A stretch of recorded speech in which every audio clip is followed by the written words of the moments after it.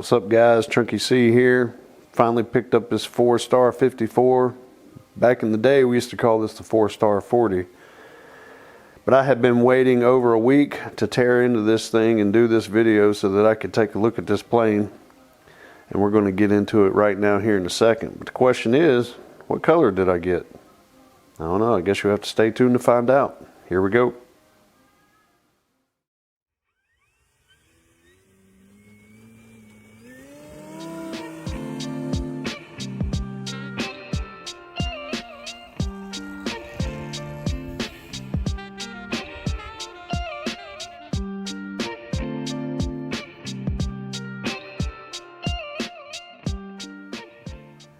What's up guys? You would not believe how long I have wanted to get one of these planes. I am talking back when they were just kits back in 1995. I always wanted one. I never got around to it. I always told myself I was going to get one. You know, the old, they're always in the hobby shop. I'll pick one up next time or I'll get one later. Well, then next thing you know, balsa wood started getting scarce and foam started getting popular, and you know, I went over to Matt's, you know, little shout out to Anderson RC there. Went over to Matt's a couple of times, and you know, he had the kits, and I kept talking myself out of it. It was like, you know, I don't know, I'm not going to get one just yet. I'll get one later. And then he sold both of the kits that he had, and you know, now I'm wanting one, but he just got a whole boatload of these things in stock. So I decided to quit wasting time and just jump on it. And for the price that they are right now, you know, on the internet, they're on sale with SIG. So if you want to pick one up, now's the time to do it. But it looks like we got, let's see if I can get down here and get some of these specs. You know, wingspan about 54 inches, length 47.5, weight. It's really light. I mean, when I picked up this box, guys, when I left Matt's, I accused him of trying to sell me an empty box because it really feels like there's nothing in there. But it's your usual. You know, you can fly it on a 4-channel with 5 standard servos, or a 4-channel with 4 servos on the electric. You can do glow power 40 to 46. That's what we used to do. Used to run the OS 46 FXs in them. You can do electric power. You know, 50 to 800 watts. You can go online and look all this up. It's, you know, pretty straightforward stuff, but I'm trying to decide, do I want to do this glow, go old school, or do I want to go electric? Probably leaning toward electric, just because I love nitro. God, I love nitro, but I hate an oily plane, man. And planes having to go spend the day at the field flying, and then you come home and you gotta degrease your plane and wipe it down with Windex to get all the oil off of it. That's no fun. It just kind of gets old after a while. But I'm gonna put on the old skull cam, put the GoPro on the cranium, and let's see what's in this box here. We're gonna tear into this bad boy. Alrighty, so here we go. Let's take a look at it. We'll see what color I got. And bam, got the yellow. I posted up a little question on one of my shorts. I was like, do I need, or a post actually, that I put a post up and asked the question, do I want to get yellow or red? Had some good comments. I've never had a yellow plane. It was a tie, so I had to do the tiebreaker on it. But one of the, I believe it was Jeff down in Lower Alabama. A little shout out to Jeff down there, and all my other subscribers that, you know, submitted a comment to it. He made a good comment about the heat around here. You know, North Carolina gets pretty hot just like it does down there in Alabama.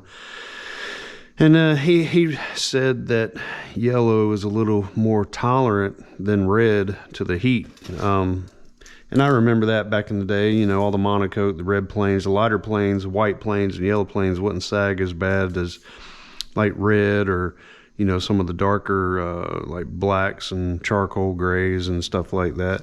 So let's take a look, see what we got. Start off with this assembly manual here. Looks like it's classic SIG manual, black and white. You'll notice a difference right off the bat whenever you buy you know, a good model like this versus, you know, some Chinese crap that you got to go and you have to download the manual off the internet, and they barely give you enough information to put it together. Sometimes they don't even give you a CG or all your control throws. But this looks like, if you're like me, you're used to the manuals of back in the day with like Great Plains and SIG and Seagull models when they sold the kits and stuff. They had really good manuals. But this is going to be, got a lot of pictures in it, a lot of detail, tells you exactly what to do. So there's no excuses, no questions, and you know, everything's laid out for you. You've got electric version on how to do that. Let's see what we got. It should be the gas version. Yep, they got the gas, tells you where to place the motor and everything, and how to glue your canopy on and put your pilot in there. So there's your low rates, high rates, and it's got your CG right there. So that's got everything that you need, and that's good. That's what you need. You don't want to be putting these planes together and have a lot of guesswork. So we're going to start with this right here. Let me get this staple out of here. We don't want to poke a hole through nothing. That is one thing that SIG does, is they use staples instead of a lot of tape. I don't know if I agree with that or not. They work, you know, as long as you're careful when you take them out. Don't let them fall down the box and poke a hole in any of your covering or anything. But you got your vertical. Looks like you're going to have to glue. Yep, you're going to have to glue those in. Naturally, you got to glue all this together so the hinges are not already glued in for you. Let me take this, get this out of here. So, more staples for the horizontal here.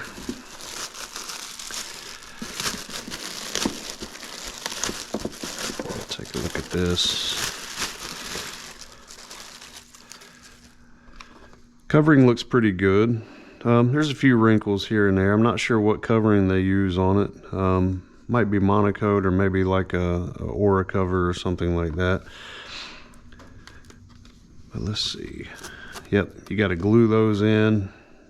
You have a traditional metal rod between the two elevator halves. There's actually a hole that goes into each one. So this wire rod is kind of shaped like a U, and there's a hole bored into the wood there that it goes in like that and controls it. But it looks like, yeah, they're level. They're nice and straight. Sometimes if you're not careful with that, guys, you'll get, you know, it's whenever you're building your kits, and if you don't get these two holes drilled in at exactly the right way, then your elevators will be out of plane, and you wind up having to tweak the wire to get them to lay level. So actually, I'll put that back in later. Decal sheet, I think it's really cool that they don't put them on for you, because honestly, I'm not a big fan of the 4-star 54 EG. I probably won't put those on, but I do like the classic stars, shooting star. Probably throw a couple of SIG decals on, maybe some Futaba or something like that, but we'll see what we get there. Speaking of Futaba, with this, I'm going to try. Futaba now has their standard, if some of you guys might know, Futaba been around a while, you know their standard S3003 servos from back in the day. They still have them. They're like a $12 servo. It's about as basic of a servo as you can get, and we used to fly those in these for years. Well, when I say in these, I mean 40 size airplanes. I never had a 4-star, but I had Super Sportsters and something extras, and they were all 40 size aircraft, and just a plain standard plastic gear servo. In all the years that I flew them, I never once had a servo strip out or anything like that. So now, yeah, see, there's some more of these staples right here. Got to be careful with that. So now, Futaba has some standard servos, but they are actually S-Bus servos. If you're not really familiar with S-Bus, basically they're programmable. Kind of like the servos, like Hi-Tech servos, whereas Hi-Tech uses an external programmer. Futaba, you actually plug them into the back of your transmitter, and you can set center points, end points, you can adjust the speeds, you can do all kinds of things. And these servos, they're a standard plastic gear servo, but the price is amazing. One of them has the exact same specs as the 3003, the torque, the speed, the case size, their plastic gears, everything. It's basically a 3003 servo that is S-bus capable and programmable. So, and from that one you go up 2 steps, and there's one, but I think the most expensive one, that S-bus, I think it's, I'm sorry, I can't remember what the model number is, but the lower version of it is literally $12 or $13, just like the 3003. And then there's 2 more above that, and the highest one being only like $25 or $29, and it has, I think, a little over 100 inches of torque, and I'm wanting to say the speed is like 14 hundredths of a second, 60-degree throw. I'm quoting out of memory here, but I think that's what I'm gonna go with. I want to try the S-bus system. See how that works out, see how I like that. Yeah, wing looks pretty good. I don't know if you guys can see how well you can see. I can see the numbers that are stamped on the wood underneath the light monocoque. That is a problem. Whenever these companies build these planes, everything's matched. Your rudder, and you could see this one right here has a number 43 on it. It's kind of like a serial number. It's model number 43, so everything's going to have 43 on it, and everything is matched up. Well, you can't see it through there, but it's 197-0043, so all the parts, all the ribs and everything are going to have a stamp on it, and everything's made and matched up.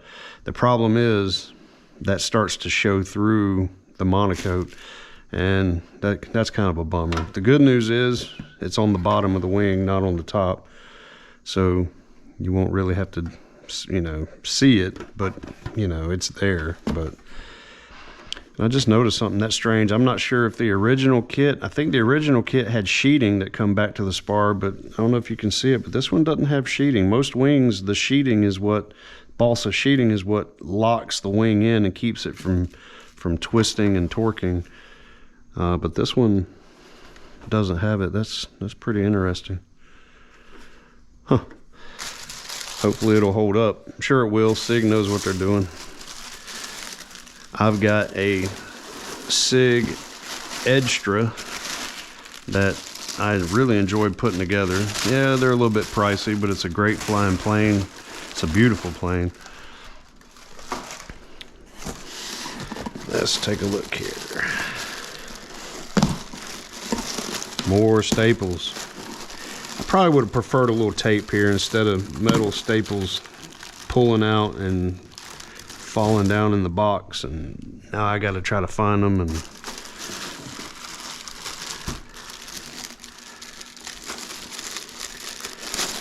definitely don't want to step on one of these bad boys.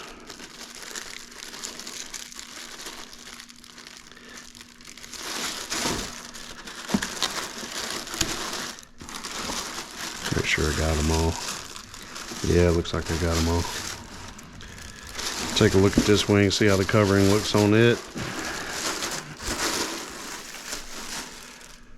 Few wrinkles, it's not bad. I mean, most of these ARFs are put together over in, Taiwan or wherever it is that they get them done. Some, usually it's a hotter region. It has high humidity and everything, and it probably looks great there. But then once they send it over here, and we have 35, 40 degrees, things start to sag and look weird.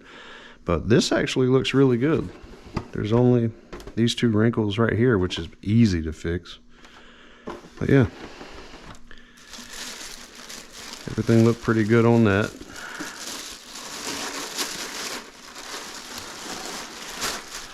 Just gonna lay these over here. My garage is an absolute disaster right now.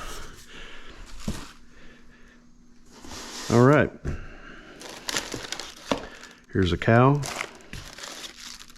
Canopy.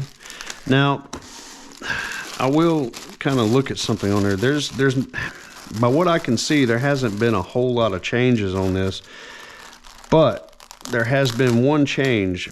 And the one thing that I really never really cared for on the older kit version of the 40 or the 60 4-star was the canopy. The canopy looked like it had this weird bubble over the top of it so that you could, almost like if you put a taller pilot in there, it would clear his head or something. But I noticed that these, they have more of a level canopy. They don't kind of bubble up and look all weird. And that's exactly what they did. They changed the design of the canopy. And I think that's, for me anyway, some folks may not have noticed it, some people may not care, but for me, it wasn't a deal breaker for me, but that was the one thing about the plane that I never could really get over. I never grew on me, and I never really liked it. It was always that bubble canopy, but this one looks a lot better. I like that a lot. That's way nicer than the old one, in my opinion. That's just me nitpicking, and you know, somebody out there might, you know, say, you're crazy, you know, I like the old one better. If you like it, man, that's great, go buy you one. But for me, it wouldn't have stopped me from buying one, but I didn't like it. Take a gander at this cowling right here. I hope all this is getting into the frame here. I got the old GoPro on linear there, so maybe it'll. Okay, already got the holes drilled for your screws that go in the side of the fuselage. That's pretty cool. Edge is a little bit sharp. I might go over that with a little bit of sandpaper just to try to knock the edge off of that a little bit. Paint isn't bad. There's a few specks of trash, some orange peel. There's something on it, but I can't tell what it is. Might need a little bit of polishing and a little bit of wax, but it looks like, I don't know if you can really see it. It looks almost like there's some spots where when it was wet, maybe something touched it. Maybe when they put it in the bag, yeah, I'm not sure what that is. It's kind of strange looking. But there's definitely little specks of trash in it and some orange peel. I have seen better cows, but to be honest, this looks better than anything I could do. I mean, if you gave me some plain fiberglass like this and told me to prep it and sand it and prime it and paint it, I probably couldn't make it look that good because I don't have nowhere to do it. So I guess that's just nitpicking. Still looks pretty good though. Might help if I put it back in the right bag. Still looks good. Put that right there. So let's see, we got, this is something that I love that the new ARFs are coming out with. When we used to do the kits, you would get two halves and you would actually have to glue them and bond them, put the fiberglass tape in there and sand it smooth, put the filler in, paint it and everything. And I never put wheel pants on any of my planes simply because the field that I used to fly at the majority of the time was grass, and sometimes grass fields aren't very friendly for these, but it's really friggin' cool that they're starting to finish these out for you more to where they're just a bolt-on thing. I've actually started using them more now that they come like that. It's pretty cool, but back in the day it would suck. You'd have to glue, oh my gosh, it was terrible. All the fiberglass work that you'd have to do. So here's the box for the electric conversion. Well, is it a really conversion? I don't know if it'd be a conversion or not. I call it a conversion because these have always been nitro to me. So a little bit of tri-stock. Let's see what else we got in here. There's something inside the box there. Okay, so got some hardware in here for the motor mount. That'll mount to the thing, and there's some Velcro in here for your battery. Very nice. That's the screws to mount the box to the firewall, and probably there's a few more in there. Probably mount your engine also, or your motor also. So that's pretty cool.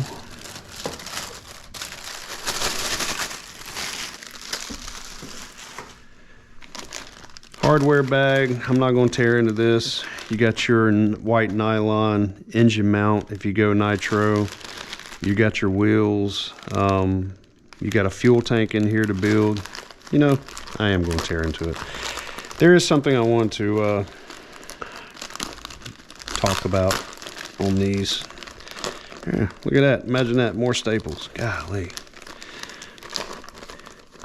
You know, once you put a couple of staples through your finger, you don't know they're there, and you grab something and you put a staple through your finger, you kind of learn to hate staples.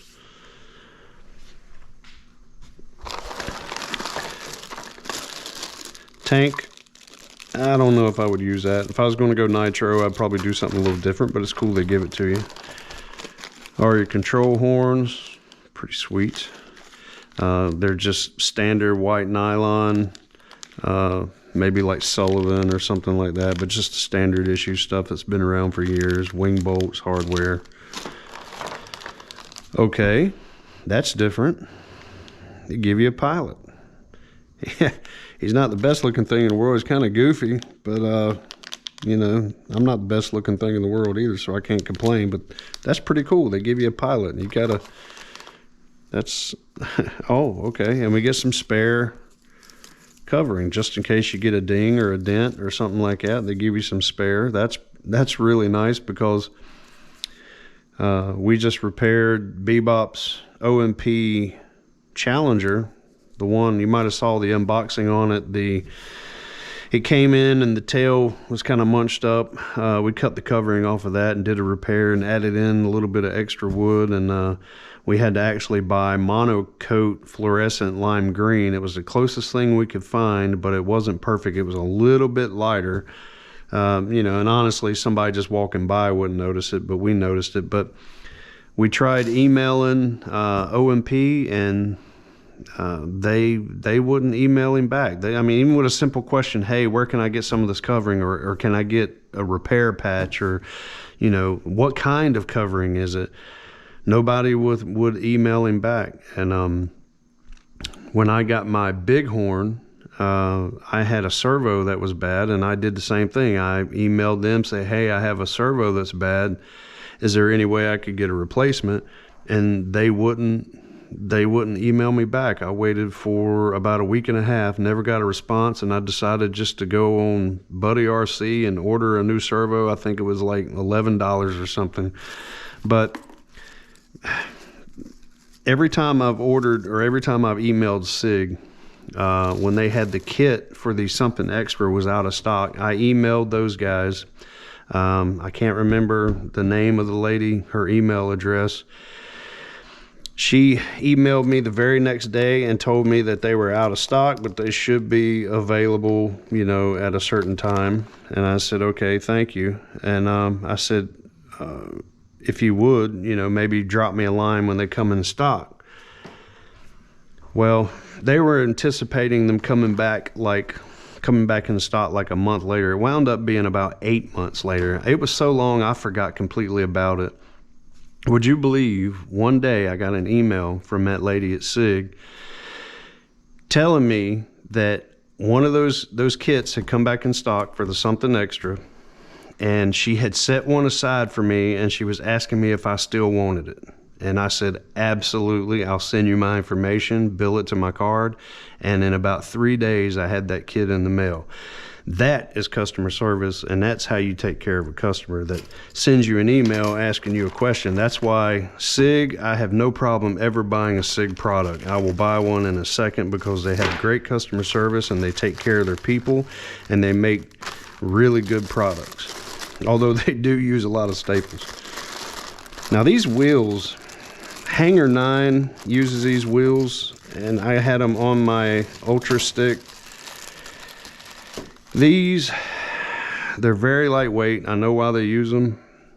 They're kind of hard, and to me they're just ugly, so I'll probably put some Sullivan, something that looks a little bit more like a real wheel There's absolutely nothing wrong with them. I'm not bashing SIG or Hanger 9 or anybody for using them. I just think that they could look better. They're, you know, very lightweight. I could get some Sullivan, I think they're called True Lights, or so, I can't remember what they're called, but those are pretty light too, and they look a lot better than this. But that's just a gripe. That's nothing on SIG or Hanger 9 or anything. That's just a gripe of something that I want to change. Tail wheel assembly, very nice, good and heavy duty. It's probably going to have this. There's probably going to be something that mounts into the bottom of the rudder that steers that. So there is that. Starting to get a mess around here. I'm trying to make headway, guys. I'm trying not to talk too much. Aluminum landing gear and aluminum torque tube. Looks like the landing gear is painted or powder coated, or kind of a light gray. It's pretty cool. I'm not going to get into that. Let's get into the meat and potatoes of this bad boy. Oh boy. Let me guess. Staples. Come on, man. Are you kidding me? No, no staples. It was just stuck in there. Slide some of this out of the way here. There's the end. Open that. Rubber band action on that. No staples. Good news. That's how it's supposed to be. Let's slide this out. All right. So let's take a look at the covering here. Covering's not bad. There's a couple little blemishes in it that have like where something hit the wood and kind of mashed some of the wood in. I'll go over it with a heat gun, but still it doesn't look too bad. Classic old school electronics bay here. You have your rudder and your elevator, and your throttle servo goes right there, and a few mods for a tray for a battery and stuff, but looks pretty good. Right there's the stamp that I was telling you about, that you can see through the wood, and I don't see one anywhere visible on the outside of the fuselage, so that's good. The only one that I saw was on the wing, on the bottom of the wing, and that's the bottom. When it's sitting there, nobody's going to see it. They've got to mark them somehow, and you know, that's fine. Let's see. I'll probably be putting some tape on this here. Well, magnets are really good, or else it's locked in somehow. Maybe I'm probably not gonna, till I look at the manual, I'm not gonna tug and pull on that too much, but it's probably just your basic battery bay there. But just looking at it, it looks like it's a really big hatch. You'll have plenty of room to put either a fuel tank or a nice battery in there. So, but guys, I'm going to get out of here. That's going to be the end of the video for me. Got other stuff I got to do. But let me know down in the comments if you think I ought to just go electric or go nitro, go old school. If I go nitro, I've already got quite a few OS 46 FXs over there and fuel tanks and everything else. I just need to get my receiver and those new S-Bus servos from Futaba. But then again, you know, Value Hobby has the exact motor, the size, and the KVs that they recommend for this plane, so maybe I'll go that way too. I don't know. Let's talk about it in the comments. We'll discuss it. But till the next episode, guys, I'm going to get out of here. Remember to hit that subscribe button, hit that like, hit that bell, and all that other nonsense that everybody tells you to do on YouTube. But until the next episode, guys, I'm going to get out of here. Peace.